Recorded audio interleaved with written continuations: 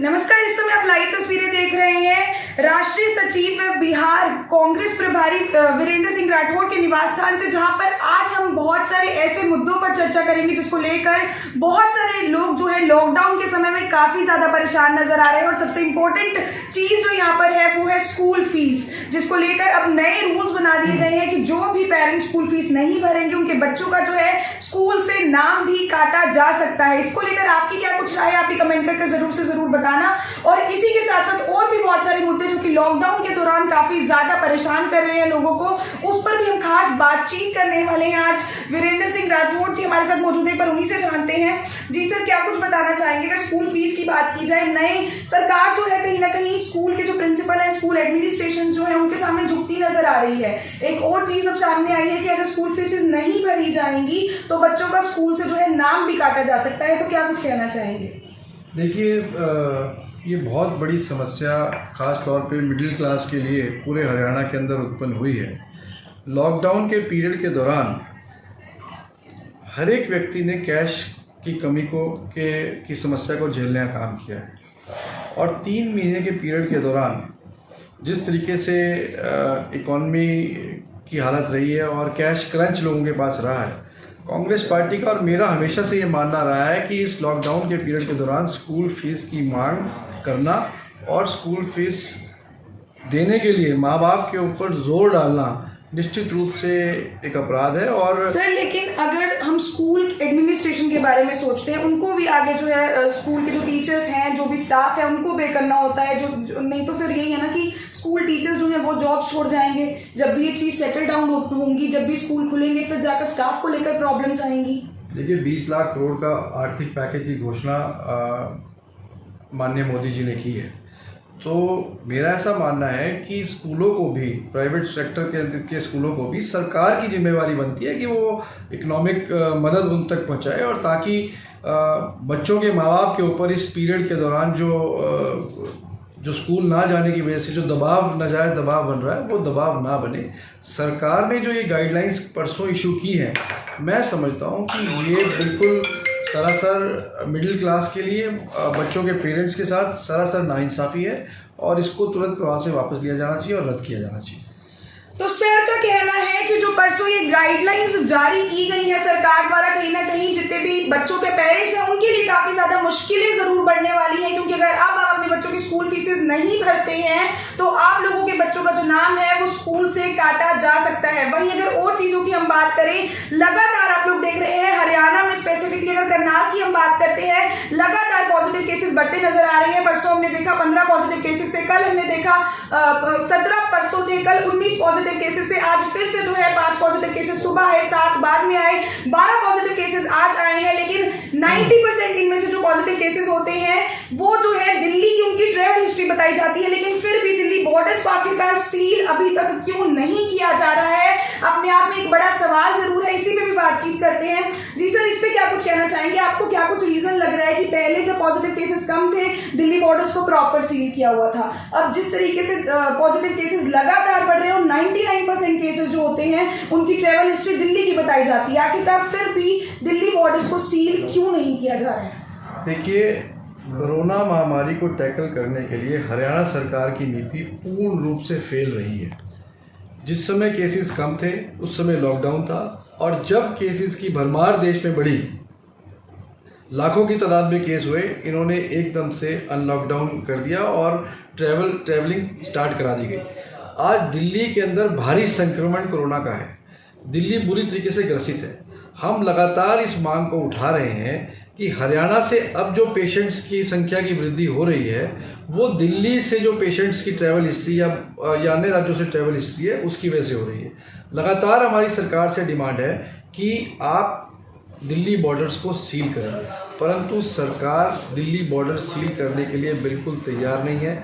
सरकार की मंशा के ऊपर बड़ा सवालिया निशान इस समय पैदा होता है, और एक तरफ दिल्ली बॉर्डर्स खोल रखे हैं, लगातार पेशेंट्स की संख्या बढ़ती जा रही है, दूसरी तरफ प्राइवेट अस्पतालों को नोटिफाई कर दिया गया है, जो लगातार 35,000 रुपये से लेकर के 70,000 रुपये तो कहीं प्रतिदिन ना कहीं कमीशनखोरी का धंधा हम कह सकते हैं चल रहा है। अगर प्राइवेट हॉस्पिटल से टाई अप किया जा रहा है, क्योंकि पहले रेफर किया जाता था मुलाना हॉस्पिटल से, अब उन्होंने भी जो है मुलाना मेडिकल हॉस्पिटल वालों ने भी अपने हाथ खड़े कर दिए कि नॉर्मल पेशेंट को हम नहीं लेंगे, बेड्स वहां पर और खाली नहीं बचे हैं। जिस तरीके से पॉजिटिव केसेस लगातार बढ़ रहे हैं, सिर्फ इमरजेंसी वाले पेशेंट्स को ही वहां पर लिया जा रहा है। और वहां की अगर हम बात करें, वहां के भी हालात बहुत ज्यादा बेकार है। वहां से लोग वीडियोस बना बना के भेज रहे हैं मुलाना मेडिकल कॉलेज से, जो करनाल के पेशेंट्स वहां पर रेफर किए गए, उनके खाने में कभी कीड़े मिल रहे हैं, बहुत ज्यादा उन्हें जो है परेशानियों का सामना करना पड़ रहा है।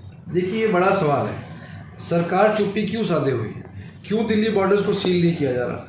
क्यों प्राइवेट अस्पतालों को मनमानी फीस लेने के लिए बढ़ावा दिया जा रहा है? तो इस पर सरकार का चुप रहना इस ओर इशारा करता है कि कहीं ना कहीं सरकार किसी दबाव में है, चाहे वो प्राइवेट हॉस्पिटल्स के दबाव में है। मैं आज फिर आपके चैनल के माध्यम से रिपीट करना चाहता हूं कि सरकार ने अगर अगले 24 घंटे में ये कदम ना उठाए कि दिल्ली बॉर्डर्स को सील नहीं किया, तो दिल्ली जैसी स्थिति हरियाणा के अंदर बनेगी। आप करनाल के हालातों से अंदाजा लगा लीजिए, आज 200 पेशेंट्स हो चुके हैं। हम लगातार कह रहे हैं कल्पना चावला मेडिकल कॉलेज में 12 वेंटिलेटर है, 12 में से 4 वेंटिलेटर डॉक्टर्स ने रूटीन के ऑपरेशंस के लिए रखे हैं, 8 वेंटिलेटर कुल कोरोना पेशेंट्स के लिए हैं। आज 200 मरीज हो चुके हैं, 3 डेथ हो चुकी हैं, 20 लाख से ज़्यादा की जनसंख्या हमारे पूरे ज़िले की है। तो मैं करनाल की जनता से ये पूछना चाहता हूँ कि क्या ये 8 वेंटिलेटर्स हमारे शहर के लिए, हमारे ज़िले के लिए सफिशेंट है? चीफ मिनिस्टर जो करनाल से विधायक हैं, वो करनाल की सुध नहीं ले रहे। 70 दिन वो पूरे महामारी के दौरान गायब रहे, एक दिन के लिए वो आए, आप सब लोगों ने उनसे सवाल किए, मुझे लगता है कि आप लोगों के सवालों के जवाब दिए बगैर वो वापस चंडीगढ़ लौट गए। करनाल आज बेसहारा की स्थिति के अंदर आज करनाल को छोड़ करके मुख्यमंत्री जी चंडीगढ़ बैठे हैं। तो मेरा आप लोगों के माध्यम से ये निवेदन है कि एक तो कल्पना चावला मेडिकल कॉलेज की वेंटिलेटर्स की संख्या को 3 से 4 गुना बढ़ाया जाए, ताकि प्राइवेट अस्पतालों के अंदर जो मनमानी फीस से लुटाई आने वाले दिनों में हमारे मिडिल क्लास की होने वाली है, उससे करनाल की जनता को बचाया जा सके। और दूसरा, दिल्ली के बॉर्डरों को तुरंत प्रभाव से सील किया जाए। तो जैसे कि सर ने बताया, अपने आप में एक सवालिया निशान जरूर है कि अगर वेंटिलेटर्स की हम बात करें, जिस तरीके से पॉजिटिव केसेस लगातार बढ़ रहे हैं, उसके अकॉर्डिंग जो वेंटिलेटर्स की संख्या है कल्पना चावला में, वो कहीं ना कहीं कम जरूर है, जिसकी वजह से आने वाले समय में आम आदमी को काफी ज्यादा प्रॉब्लम हो सकती है। क्योंकि प्राइवेट हॉस्पिटल्स की अगर हम बात करें तो उन्होंने अपनी मनमानी चलाई हुई है, कहीं ना कहीं कमीशनखोरी का धंधा जरूर चल रहा है। सेटिंग उनके साथ जरूर होगी, क्योंकि प्राइवेट हॉस्पिटल्स में अगर रेफर किया भी जाता है, वहां के चार्जेस की अगर हम बात करें, वो भी एक बार सर से पूछ लेते हैं। सर, अगर करनाल की हम स्पेसिफिकली बात करते हैं, कल्पना चावला के अलावा जो भी और अच्छे हॉस्पिटल्स हैं जहां पर रेफर किया जाता है, वहां के चार्जेस की अगर हम बात करें, क्या कुछ रहते हैं? क्या वो हर मिडिल क्लास अफोर्ड कर सकता है? देखिए, जिस प्रकार की जानकारियां प्राप्त हो रही हैं, तो मरीजों के इलाज के लिए अगर आईसीयू और वेंटिलेटर की आवश्यकता पड़ती है, तो 35,000 रुपये से लेकर के 60-70 हज़ार रुपये प्रतिदिन के हिसाब से चार्जेस हॉस्पिटल्स लेने का काम कर रहे हैं। तो अगर किसी व्यक्ति को 10 दिन वहाँ रुकना पड़ गया, तो ये लाखों रुपया किस प्रकार से एक मिडिल क्लास का करनाल का रहने वाला निवासी अफोर्ड कर पाएगा, ये हमारी समझ से परे है। इस ओर सरकार का ध्यान बिल्कुल नहीं है।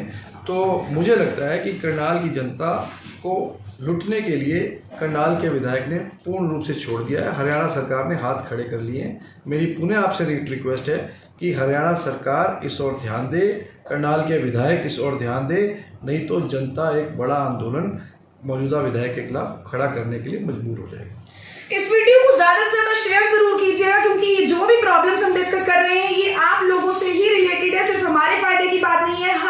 हर आम आदमी से रिलेटेड प्रॉब्लम्स आज हम यहाँ पर डिस्कस कर रहे हैं, और जरूर उसके ऊपर सोल्यूशन जरूर निकलने चाहिए। इसलिए इस वीडियो को ज्यादा से ज्यादा शेयर कर प्रशासन तक, सरकार तक बात जरूर पहुंचाएं। जिस तरीके से पॉजिटिव केसेस लगातार बढ़ रहे हैं, कहीं ना कहीं बॉर्डर्स जो है वो सील जरूर से जरूर होने चाहिए। वहीं अगर स्कूल फीसेस की हम बात करते हैं, जो अभी मेन मुद्दा बना हुआ हुआ है कि अगर आप लोग अपने बच्चों की स्कूल फीसेस आगे नहीं भरते हैं तो आप लोगों के बच्चों के जो नाम है वो स्कूल से कट कर दिए जाएंगे। लेकिन सवाल ये है कि आखिरकार जब बच्चे स्कूल जा ही नहीं रहे हैं तो स्कूल फीस किस लिए भरी जाए। और वहीं स्कूल वाले भी जो है अपनी मनमानी करते नजर आ रहे हैं, अपनी मनमर्जी से जो है स्कूल फीसेस ले रहे हैं। कुछ एक फीस जो है उसे सेट कर देना चाहिए कि हाँ सभी स्कूल जो है इतनी मिनिमम फीस जो है वो ले सकते हैं। इस पर भी हम सबसे बातचीत करते हैं। जी सर, अगर बाई चांस पहली बार तो स्कूल खुलने चाहिए या ना नहीं खुलने चाहिए, उस पर क्या कुछ कहना चाहेंगे आप?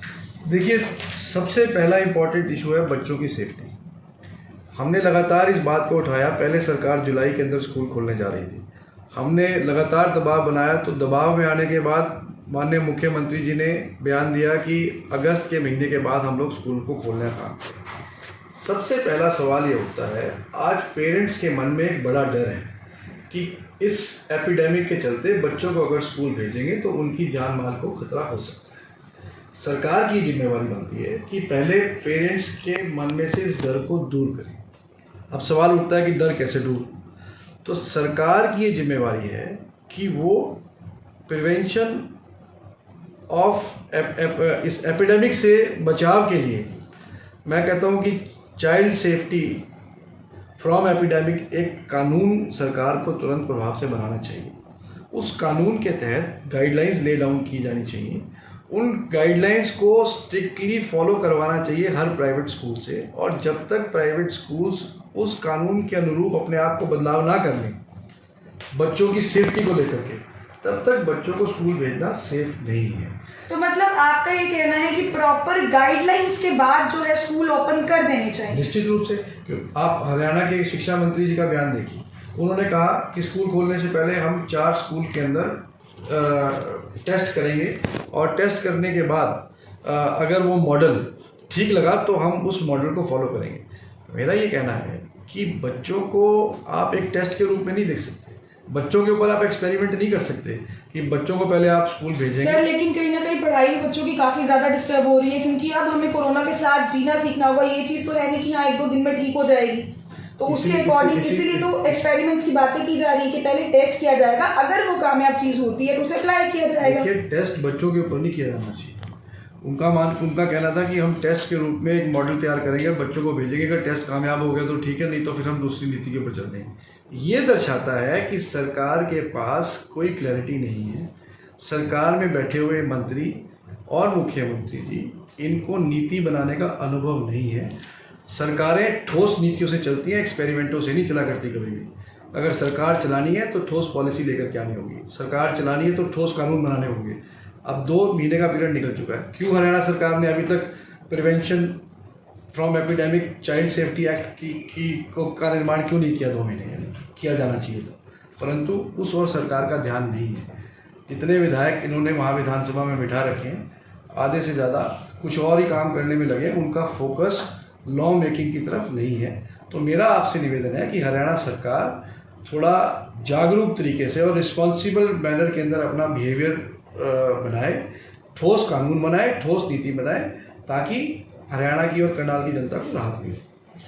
तो जैसा कि सर ने बताया, इस वीडियो को शेयर भी जरूर करें और कमेंट कर अपनी राय भी जरूर बताएं कि क्या आप लोगों को लगता है स्कूल्स खुलने चाहिए, और खुलने चाहिए तो किन गाइडलाइंस के अकॉर्डिंग खुलने चाहिए, और अभी तक इस पर क्यों नहीं विचार किया जा रहा है, बल्कि सरकार जो है कहीं ना कहीं स्कूल एडमिनिस्ट्रेशन के आगे झुकती नजर आ रही है। जिसके बाद परसों ये गाइडलाइन आई कि अगर स्कूल फीस नहीं भरी जाएगी तो बच्चों के नाम काट दिए जाएंगे, जबकि घर बैठे आखिरकार किस चीज की फीस दी जाए। आप लोगों के हिसाब से क्या कुछ सही है, कमेंट करके जरूर से जरूर बताएं। सर, और क्या कुछ कहना चाहेंगे, एक मैसेज देना चाहेंगे, क्योंकि लॉकडाउन के दौरान जो मिडिल क्लास है वो काफी ज्यादा परेशान नजर आ रहा है। सामाजिक संस्थाएं हैं वो राशन बांट रही हैं, अमीर लोग हैं वो बांट रहे हैं, गरीबों तक पहुंच रहा है। सरकार भी अगर कुछ ना कुछ कर रही है तो गरीबों के लिए कर रही है। मिडिल क्लास की अगर हम बात करें, बिजली के बिल एवरेज के हिसाब से लेने की बात की गई थी, और ज्यादा बढ़ा चढ़ा के जो है बिजली के बिल आ रहे हैं। इंस्टीड ऑफ इस समय में तो कम होने चाहिए थे, पेट्रोल के दाम जो इस समय में कम होने चाहिए थे वो और ज्यादा बढ़ा दिए। वेजिटेबल मार्केट में अगर हम मार्केटिंग फीस की बात की जाए वो तक लगा दी गई है उस समय में, जहां पर पहले से ही एक मिडिल क्लास की जो जेब है काफी ज्यादा ढीली हो चुकी है, लोगों के जो बिजनेसेस हैं वो ठप पड़े हुए हैं। तो आखिरकार इस सिचुएशन में जब सरकार को आगे आके मदद करनी चाहिए थी, चीजें और ज्यादा जो प्राइसेस है उनमें इंक्रीमेंट किया जा रहा है, इस पे क्या कुछ कहना चाहेंगे? देखिए, पूरी कोरोना महामारी के दौरान अगर आप नज़दीक से सरकार की कार्यप्रणाली का आकलन करेंगे तो आप पाएंगे कि पूरे इस लॉकडाउन के 3 महीने के पीरियड के दौरान सरकार ने कोई किसी प्रकार की मदद आम आदमी की नहीं की।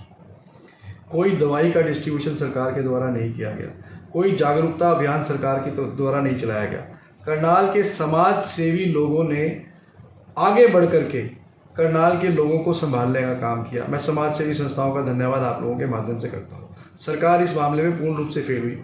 सरकार निरंतर वो काम करती रही जिससे लोगों की कमर तोड़ी जाए। सब जानते हैं कि आज बिजाई का सीज़न चल रहा है, जीरी लगाई जा रही है, किसान खेत के अंदर काम कर रहे हैं, पर ऐसे समय में डीजल के दाम बढ़ाए जब किसान को डीजल की सबसे ज़्यादा ज़रूरत थी। आम आदमी की कमर पिछले 1 महीने 15 दिन के अंदर लगभग 4 रुपया डीजल के प्राइस के अंदर वृद्धि हुई है। लगातार आम आदमी की और मिडिल क्लास की कमर तोड़ने का काम ये सरकार कर रही है। तो ये सरकार जनता के विरोध वाली सरकार है और जनता की भावनाओं के विरुद्ध ही लगातार इनके काम होते रहे हैं। तो मेरा आप लोगों के माध्यम से ये निवेदन सरकार से है कि सरकार समय रहते चेते और कोई इस प्रकार का काम इस दौरान तो कम से कम ना करें जब जनता पूर्ण रूप से परेशान है। और स्कूल फीस के मामले में मैं पुनः कहना चाहूँगा कि सरकार ने बेशक आदेश दिए हों कि बच्चों के नाम काट दिए जा सकते हैं, पर मैं आपके माध्यम से बड़ा स्पष्ट कहना चाहता हूँ कि लॉकडाउन के पीरियड के दौरान की फीस भरने में असमर्थ माँ बाप अगर उनके बच्चों के साथ जाती हुई तो कांग्रेस पार्टी सड़क पर उतरेगी और हम प्राइवेट स्कूलों की ईंट से ईंट बजाने का काम करेंगे अगर बच्चों के साथ नाइंसाफी हुई तो। वहीं अगर सर हम बात करें बॉर्डर्स की, आपको भी पता है, हमें भी पता है, सबको पता है, सबके सामने चीज़ है कि 99% केसेस, आज भी जो केसेस आए हैं 12 केसेस, ज़्यादातर की ट्रेवल हिस्ट्री थी, फिर भी बॉर्डर सील नहीं किए जा रहे हैं। तो आगे कांग्रेस की अगर हम बात करें, कांग्रेस सरकार क्या कुछ स्टेप्स ले सकती है अगर आगे भी इसी तरीके से बॉर्डर्स को सील नहीं किया गया तो? देखिए, कांग्रेस लगातार डिमांड कर रही है। हम लोग रिस्पॉन्सिबल पॉलिटिकल पार्टी, हम जानते हैं कि एपिडेमिक एक्ट प्रदेश में लागू हुआ है, तो सारी चीज़ों को मद्देनज़र रखते हुए भी हमें अपनी सोच को और अपनी कार्यशैली को निर्धारित करना है। मैंने पहले भी करनाल की जनता से अपील की है कि ये सिर्फ समस्या कांग्रेस के नेता ही आवाज़ उठाए, ऐसा नहीं है। आज सोशल मीडिया का ज़माना है, हर एक आदमी फेसबुक ट्विटर के प्लेटफॉर्म पे जुड़ा हुआ है।